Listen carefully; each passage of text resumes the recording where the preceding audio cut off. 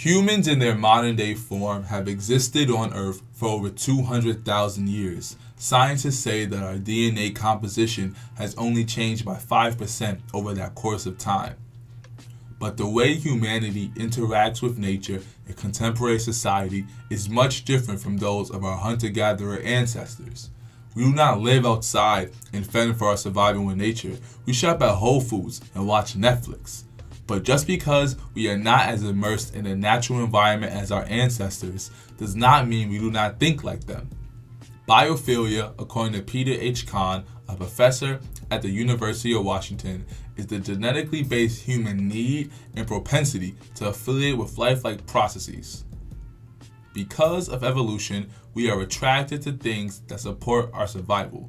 For example, the gift giving of flowers is an act of kindness that brings people joy, but not only because that person is receiving flowers, but also because flowers remind us of the fruit and seeds that come later that used to give us sustenance. The goal of this film is to look at 5 people's lives, to explore biophilic tendencies in young adults, and to see if factors such as race and socioeconomic status play a role in our connection to nature. So I grew up in a suburb in Atlanta where there's a lot of highways and a lot of cars, but they've still done a pretty good job of keeping a lot of trees on the sides of the highways.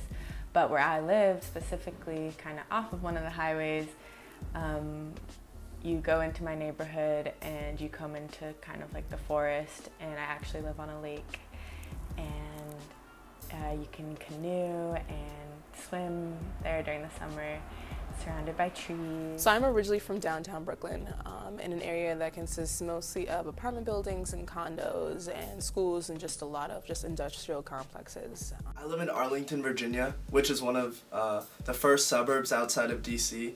It's pretty wealthy. So I grew up in upstate New York, and I lived there until I was 11. Then I moved to Portland, Oregon, which is really different.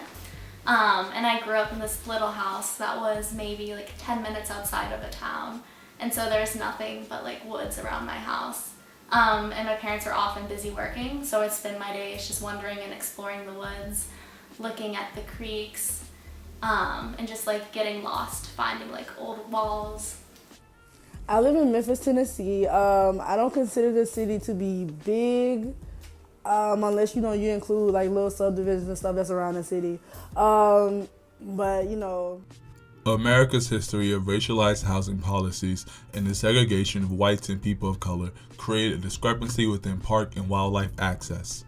There are a lot of open parks outside of schools and also just around, and a lot of people use those for different recreational sports. There are a lot of organizations that organize that.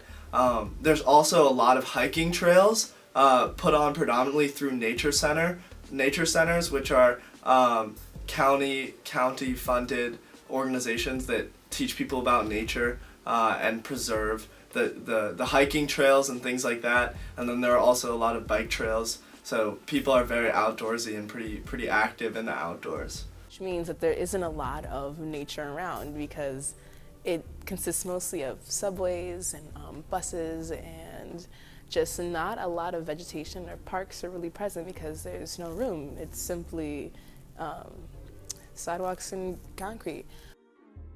Jason Brin, a former associate professor of urban and environmental planning at Griffith University, said, until 1948, racially restrictive housing convenience legally confined people of color to limited areas within U.S. cities, and until the 1960s, many states within the United States had segregated urban park systems based on Jim Crow ideologies of separate but proportionally equal facilities for whites and people of color.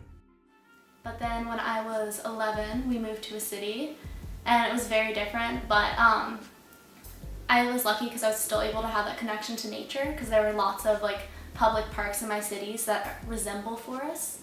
For example, we have this city in Portland called Forest Park, which is this enormous forest in the middle of the city.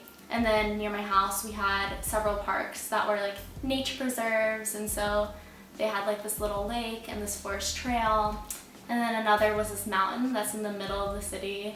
And you can climb all the way to the top, and then at night it has this gorgeous view that you can see the entire city. Parks, as parks go for the city,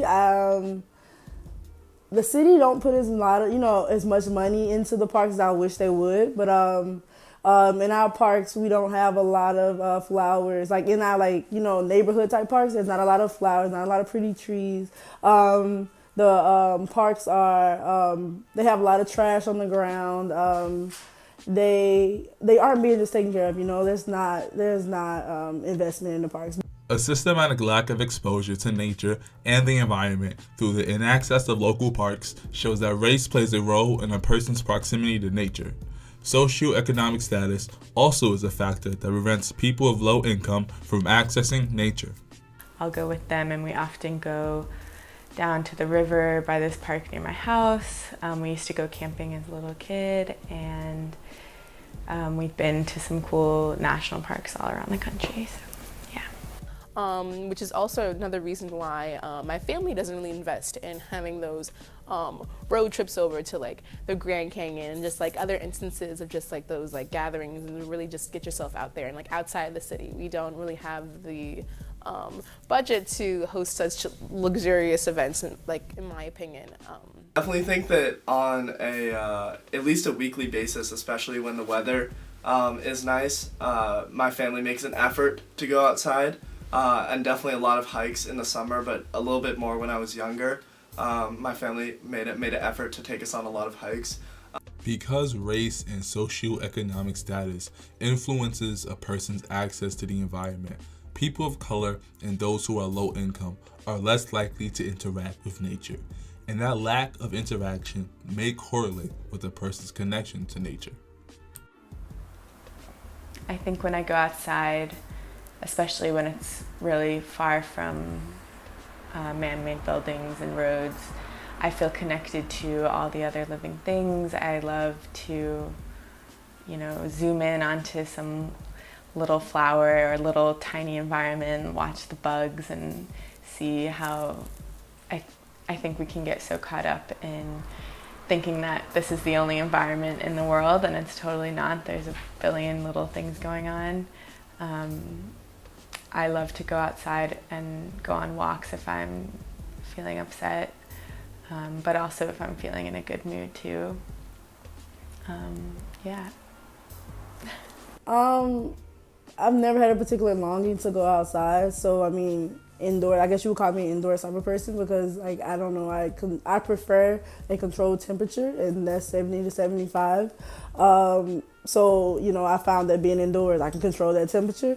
So I've never really particularly went outside to really just be outside and just kind of enjoy being outside. I've only went outside when I needed to go, when it was necessary to go outside. So yeah. I consider myself an indoors person. I don't know, I've just never was like, I really wish to go outside. The flowers look so pretty. The sun is I've never felt the need to actually go out and touch the flowers or feel the sun. I've never really felt that need. I just feel very at peace when I'm surrounded by trees, and it just gives a nice place to reflect on life. And I just had a lot of good memories in nature. For example, in high school, my friends and I would often go to the public parks and explore. And I also had my first date at one of the parks, which was super cute. So just lots of good memories there. But in regards to my preference on whether I want to be surrounded by nature or not, it's kind of the same thing, which I don't really see it as a necessity in my life. I prefer to be indoors because that's just how I was raised. That's just how my family has worked, where we have met together in these close environments within my home and just have been together. My family has never prioritized let's go outside and do this, or let's go to the beach, or let's go just outdoors to spend time together. It's happened in small instances, but it never was a very prevalent moment in my life where I was I was just always surrounded by greenery and sunshine and fresh air. Extra curricular activity, I don't call my friends and say let's go to the park, or let's go to the trail, or let's go hang out outside in the sun. It's not a priority for me because that's just not what I'm really used to, and it's not like I need to be surrounded by it, and that's just because of I think the lack of resources that I had, earlier in life. I definitely feel like I have a pretty strong and positive connection to nature, and I think a lot of that comes from the way I was raised, in that my family made such a big effort to get me outside, and all our vacations were centered around the outdoors and hiking, and then also being able to be exposed to things like nature centers in my community were really integral for creating that strong connection with nature because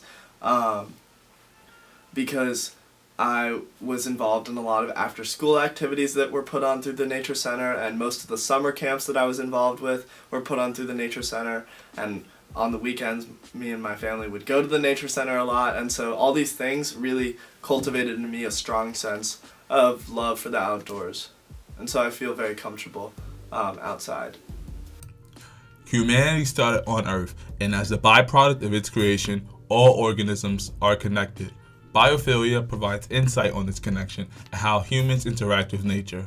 But more research needs to be done in order to better understand how race and class alter one's relationship with the environment.